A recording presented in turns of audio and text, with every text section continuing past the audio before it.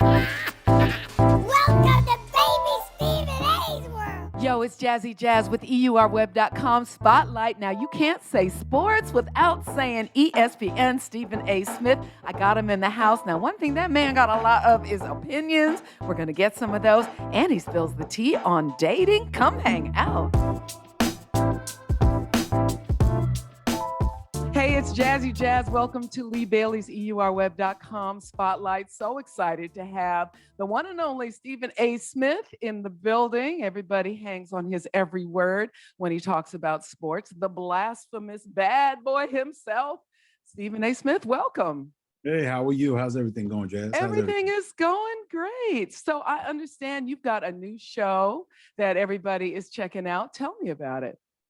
Well, it's entitled Stephen A's World. It's on ESPN Plus. It debuted January 11th. So we're in our third month, about to complete our third month. It's been a ride, no question about it. But I mean, the thing that's exciting about it for me is twofold. Number one, I get a chance to step away from the quote unquote debate format to some degree and host a show where I just show some of the things that I like to bring to the table, bring a bit of levity, lightheartedness to the situation. And so are we seeing a calmer Stephen A. Smith than we see when you're beefing with Matt?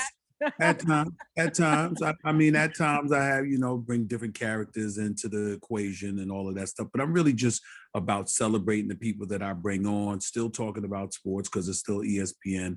But the biggest thing for me is the fact that I'm not just a host. I'm an executive producer. Ooh. I'm the producer of the show, and my production company is co-producing this with ESPN. So it's me venturing into a different realm, and I'm excited. Well, congratulations. That's exciting. You kind of done that through your whole career. I remember you were over at Philadelphia Inquirer as a reporter. You actually got fired and you were like, oh no, that's not going to stop me. You went and started your own thing and eventually got rehired. But just talk to me about that indomitable spirit that you have that has gotten you to where you are now. And now you're exploring some other options.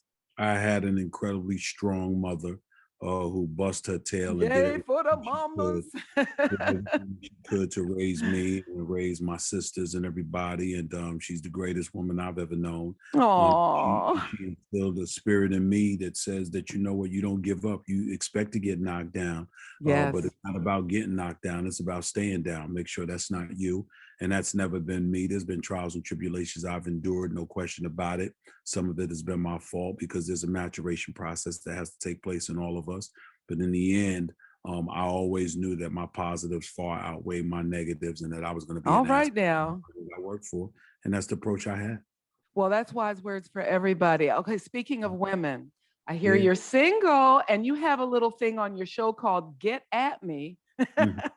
So for those single ladies who want to get at you, what do you like in a woman? Well, I'm not looking for anybody to get at me in that regard. I'm good.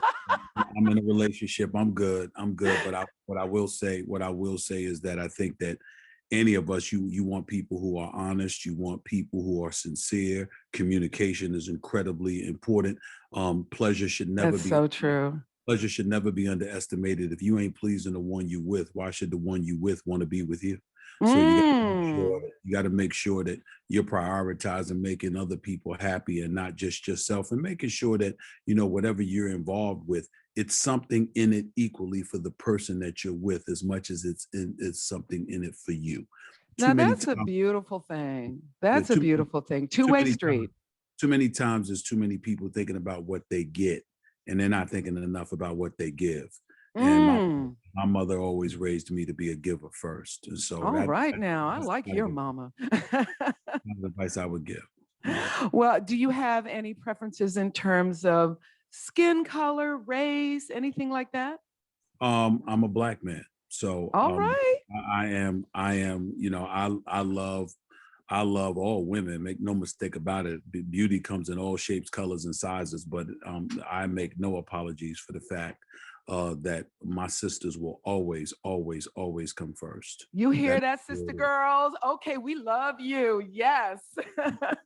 So a couple sports questions, because I know you have to go really soon, and your executive assistant or producer is going to be telling me to wrap in a hot minute. But really quickly, the Brooklyn Nets. Yeah. And you talked about buying a championship.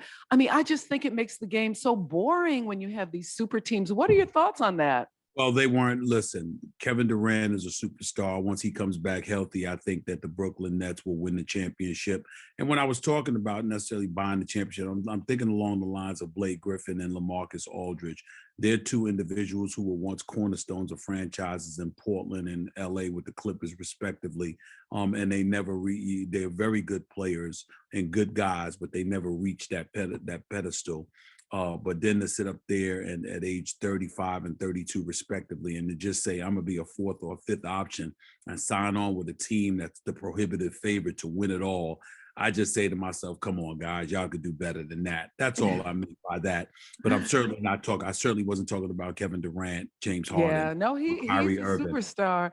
Well, you don't think LeBron has a chance? You don't think the Lakers? No, they got a chance. They're the only team that has a chance. That's the only team. I know, right? King James, yes. For me, that's a big deal where, you know, I want to see, I like a little bit of parity where there's a multitude of teams to choose from as opposed to a prohibitive favorite, but that's just me. Yeah, I mean, remember when the Golden State Warriors were kind of the super team? And to me, it's like you would go to the games and it wouldn't be that exciting because you kind of knew the outcome. Well, no. I mean, for me, that's a little bit different. Number one, because they were marksmen, they were snipers, long-range snipers. But number two, and more importantly, both of those guys were drafted by Golden State. So that's a different mentality. You draft them, you develop them, and you help them ascend. That's true. No, that's true. That's entirely different than you leaving and joining forces with other superstars for an organization that had nothing to do with developing you. Those are two different things. Okay, the debate of all time: LeBron James, MJ, or There's Kobe? No debate. There's or no Kobe? Debate. It's MJ. There's no debate. It's MJ. It's MJ. It's not even a debate. Even off the court. 10-time scoring champion. Well, Jordan's a billionaire. So off the court, what are we talking about? Well, is money the only way you judge success, though? King James says LeBron has given so much back. I mean, and he's such a representative for the community. So has Michael Jordan. But remember, Michael Jordan came up in the 80s and the 90s, and it was because of Michael Jordan's ability to get America and the world to ingratiate him to the point where they would bring him into their living rooms, figuratively speaking, that enabled the LeBron James to come along and to be successful. Okay, I feel you on that. So MJ number one, and then who, LeBron or Kobe? LeBron. All right. And then, so where does Kobe fit in all that? Kobe's behind them because Kobe is compared to MJ. They both played the same position with the same sight highs and had the same mentality. His problem was he wasn't MJ. LeBron has a completely different game than the both of them. He's like a point forward, 260-pound chiseled brick house, big dude, even though he plays a perimeter game, etc. But his game is totally different than MJ and Kobe. And that's true. Why. That's true. And when you watch MJ, it's like he's dancing in the air. Like it's kind of amazing, right?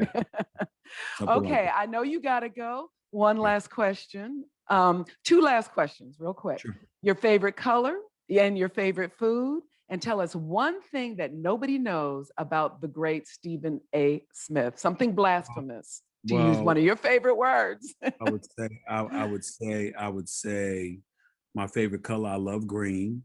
Ooh, I love green. Like money. I love green. I love lavender as well. Lavender's mine, yeah. Yes, I love lavender. In terms of my favorite foods, lasagna. That would be a big thing. And believe it or not, some baked turkey wings. I love baked turkey wings. And can you cook? Are you the cook of all of that? I can dabble. I'm not a cook, but I can dabble. You can throw down a little bit. I can, a little bit. I can do that. And something people don't know about me. I don't talk about it enough, but I'm very, very family oriented. I'm not a partier. That's beautiful. My definition of a party is having family and loved ones in my backyard for a ball. I prefer that over a night out at the club or anything like that. I've always been that way. I mean, I'm 53 now, but I've been that way all my life. Well, you don't look 53. I will tell you that. Very much. Well, listen, everybody check it out. It's Stephen's World. Where can you find it? Stephen A's World on ESPN Plus every weekday, 4 days a week. Starts airing at 5:30 on streaming at 5:30 Monday, Tuesday, Thursday, and Fridays on ESPN Plus. And you get to see you not beefing with Max, but just putting it all out there. That's what's up. It's really exciting. I got to watch it and I love it. So everybody check it out. And Stephen A., thank you so much for your time. Very generous of you. And we really, really appreciate you. And My good pleasure. luck with the show. My pleasure. All the best to you. Keep doing what you're doing. Thank you so much. Thank you.